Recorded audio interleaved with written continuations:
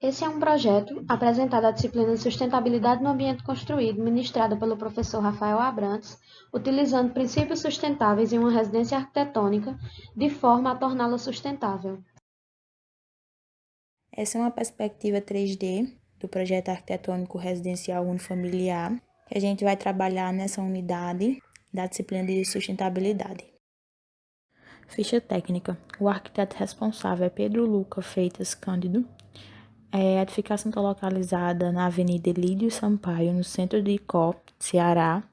A área do terreno é de 285,37 metros quadrados e tem área construída de 295,47 metros quadrados. O ano do projeto é de 2020 e é uma residência unifamiliar. Localização em torno.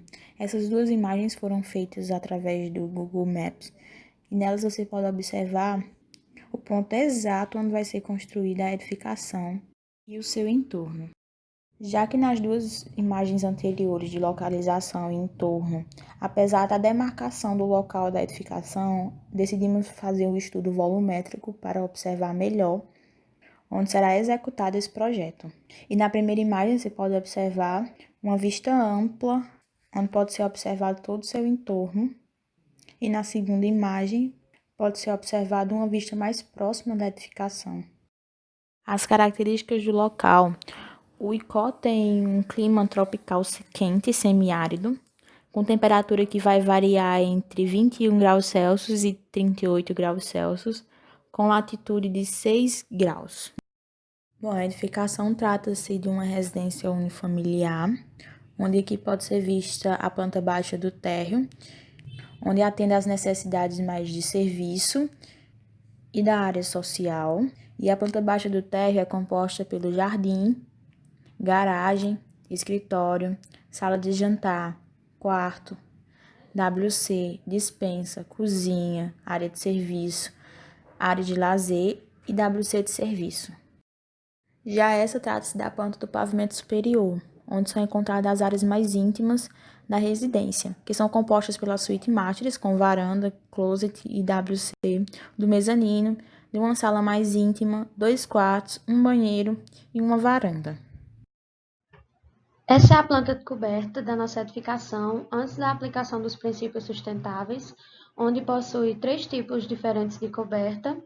Uma parte é composta por laje impermeabilizada, outra por telha cerâmica e outra de telha metálica.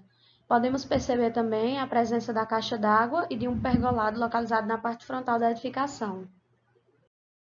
Após apresentar um pouco sobre o nosso projeto da edificação unifamiliar, vamos falar sobre os sistemas que foram adotados para que esse projeto se tornasse sustentável. Decidimos utilizar três princípios: o uso do telhado verde, a captação de água pluvial e o uso de placas fotovoltaicas para a geração de energia solar. Então, o uso do telhado verde, ele foi definido para essa edificação, principalmente com o intuito de melhorar o isolamento térmico da mesma, tendo em vista o clima quente e seco da região do Icó-Ceará, como foi anteriormente explicado aqui, pois esse fator ele possibilita proteger a edificação contra as altas temperaturas durante o verão, como também ajuda a manter a temperatura interna durante o inverno, sendo essa uma das vantagens que o telhado verde possibilita às edificações.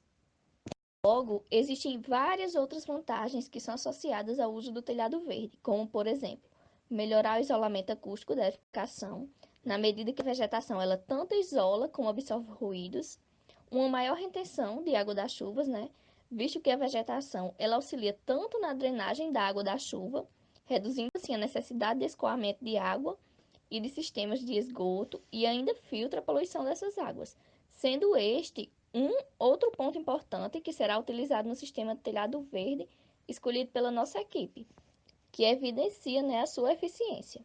Diminui também a possibilidade de enchentes, pois ele retém melhor a água da chuva e o excesso de água ele não vai para as ruas, como também ajuda na diminuição da temperatura tanto do micro como macro ambientes externos, reduz o consumo de energia na medida que ele melhora a eficiência energética devido tanto à redução da temperatura no ambiente interno, diminuindo assim a necessidade de refrigeração, pelo uso de ar-condicionado, por exemplo, aumento da biodiversidade, já que atrai pássaros, borboletas, entre outros animais, e embeleza também a edificação. No entanto, apesar das vantagens, o uso do telhado verde, ele traz algumas pequenas desvantagens que, em contrapartida, não diminui os benefícios trazidos pelo mesmo, sendo que algumas delas são de fáceis resoluções, além de a relação custo-benefício compensar bastante. Alguns exemplos dessas desvantagens são a necessidade de uma certa manutenção para manter tanto a sua estrutura saudável como uma boa aparência, investimento financeiro, inicial, que pode ser relativamente alto, restrições tanto quanto à estrutura, que podem inviabilizar o sistema, e a necessidade de uma mão de obra especializada para instalação, evitando problemas tanto de vazamento como de filtrações. Então, para esta residência, optou-se pelo telhado verde do tipo extensivo, uma vez que este telhado ele representa um telhado mais simples e resistente, bem como implica em um menor custo de manutenção e de menor sobrecarga sobre as edificações. Então, coberturas verdes extensivas, elas utilizam-se de uma pequena camada de substrato e, desta forma, não suportam um plantio de vegetação mais adensado, transferindo assim menos carga para a estrutura e, assim sendo, os custos também são menores do que o telhado verde intensivo. As plantas do telhado verde extensivo, elas são rasteiras de pequeno porte. Logo, para este telhado desta residência, optou-se pelo uso da grama do tipo esmeralda, tendo em vista que o telhado ele tem função de conforto térmico e não necessariamente de estética. Então, a grama esmeralda, ela traz vantagens em relação tanto à manutenção, já que tem um crescimento lento, necessitando de menos poda e não precisa também de muita irrigação, o que caracteriza uma vegetação mais resistente. Então, para este telhado, o sistema de telhado verde se caracteriza por ser do tipo laminar médio, e esse traz diferentes vantagens, uma vez que é um sistema que reutiliza principalmente a água da chuva e também o próprio efluente da edificação tratado, através de um piso elevado que comporta um reservatório de captação de água da chuva, e isso permite que a irrigação da vegetação do telhado verde ela seja feita automaticamente. Assim, não precisa desperdiçar água potável na mesma. Logo, é um sistema mais eficiente que os convencionais, como demonstra a figura. Outra vantagem é que a lâmina de água abaixo da camada de vegetação, ela fica isolada, evitando mosquitos. A alternativa, ela também oferece tanto conforto termoacústico, como aumenta a vida útil da laje e da impermeabilização, uma vez que diminui o calor atuante sobre elas. Por limpar o volume pluvial, o conjunto ainda contribui para a redução da poluição. No caso do sistema dotado, realiza-se o tratamento da água, que fica armazenada para posterior utilização, como será explicado mais à frente. O custo para se executar um telhado verde é em média de R$ 150 o metro quadrado. Logo, o nosso projeto custou cerca de R$ 13.545, pois detém de 90,30 metros quadrados. Mas isso não reprime a relação do custo-benefício que se adquire ao longo dos anos e dos demais sistemas, pois tendo em vista que esse detém uma menor manutenção, além de ele funcionar como seu próprio sistema de irrigação, possibilitando assim um menor consumo de energia e também tendo a possibilidade do reaproveitamento da água, tornando o mais viável a médio e longo prazo. No nosso telhado verde, escolhemos o sistema laminar, onde poderemos ver mais precisamente nesse detalhe do corte esquemático. O nosso sistema ele é formado basicamente pelos seguintes componentes.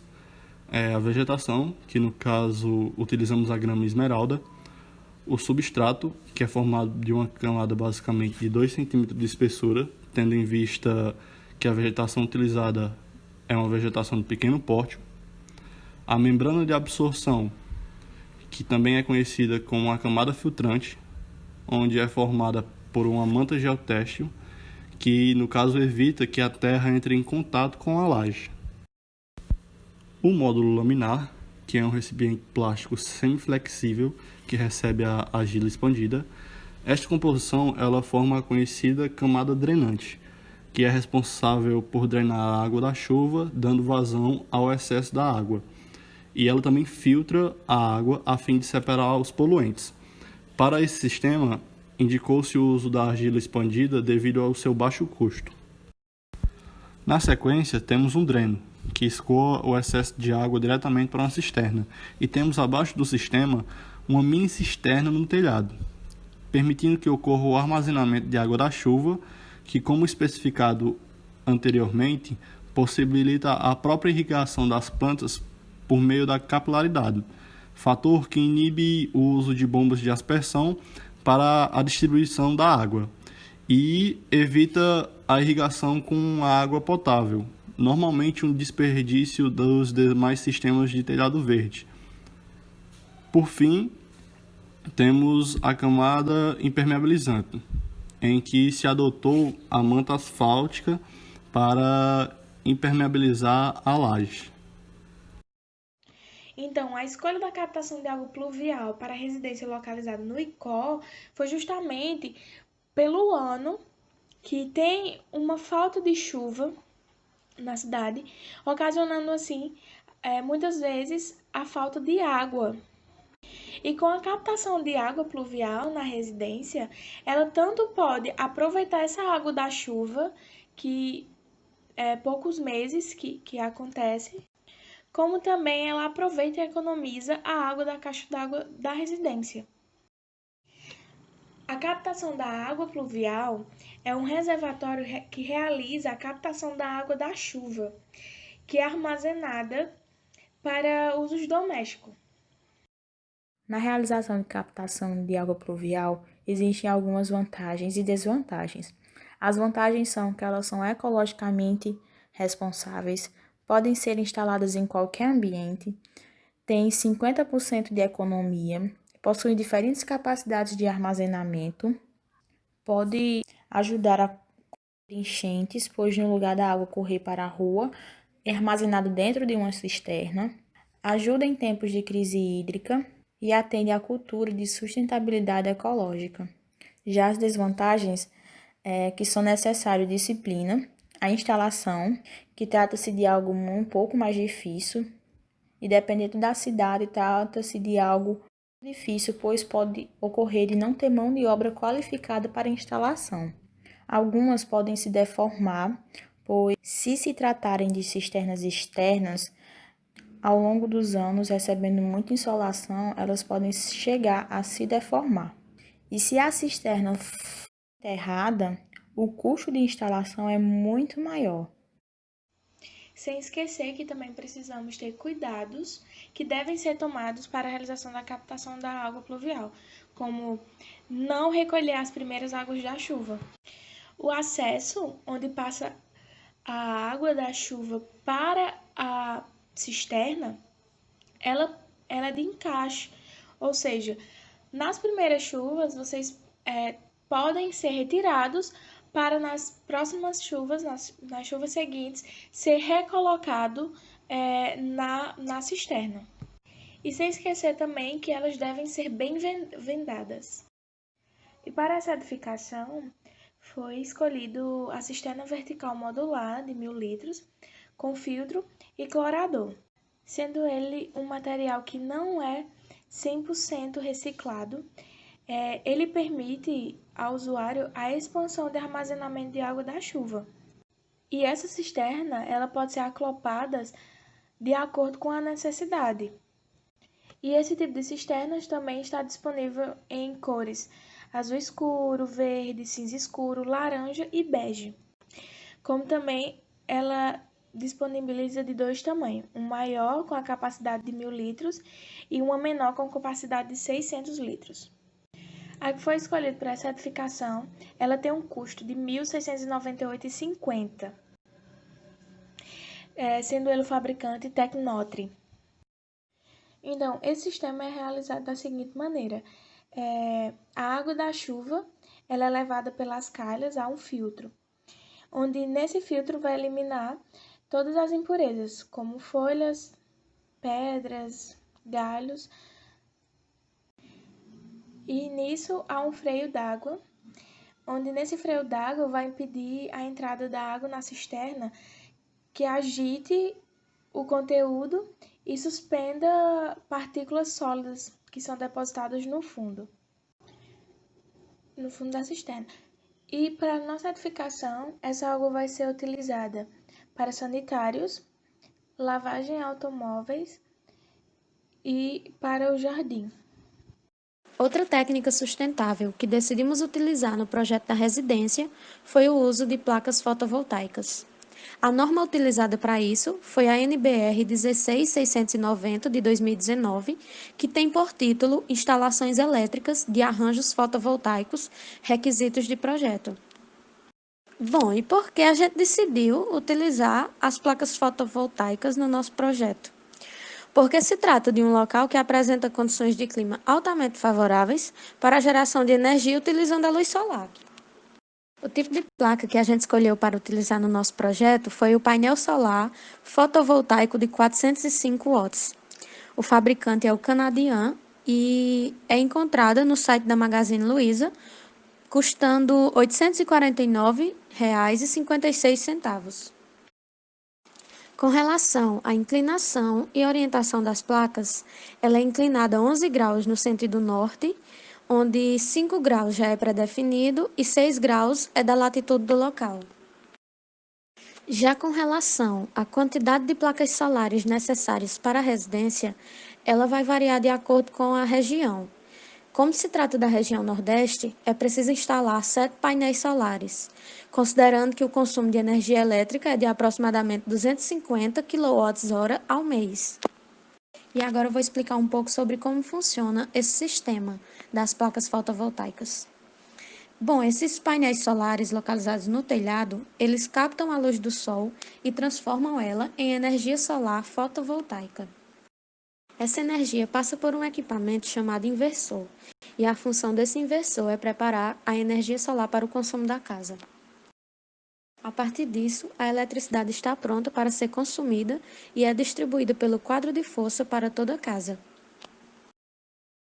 Durante o dia, se esse sistema fotovoltaico produz mais energia do que é consumido pela casa, essa eletricidade em excesso é injetada na rede elétrica da concessionária de energia e, com isso, a distribuidora de energia gera um crédito extra na sua conta de luz, que no final do mês pode ser até zerada, de forma que economiza dinheiro. Já durante a noite, ou no caso da casa consumir mais energia do que está sendo gerada pelo sistema fotovoltaico, a eletricidade extra necessária é consumida da rede elétrica da distribuidora, como normalmente é feito.